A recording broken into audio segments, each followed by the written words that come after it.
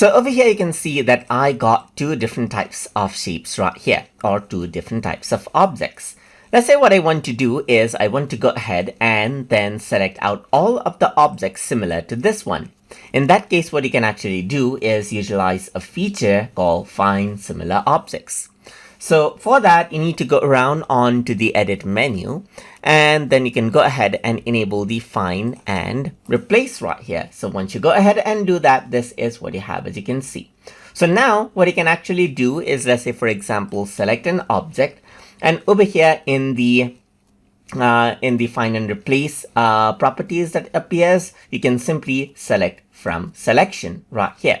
So once you go ahead and do that, it actually takes all of the properties of this particular shapes and adds it in the search query. Then you can simply go ahead and click on find all, and all of the similar objects, as you can see, will be selected right there, just like that. Let's just, for example, change this out to red and select this shape. And now I'm going to go ahead and select from selection. Once you do that, and then you can go ahead and click on find all, this is what you have, as you can see right here. So that is how you can go ahead and then find similar objects inside of Corel Draw. So hope you guys learned something as always. And as always, please like, comment, share, and subscribe.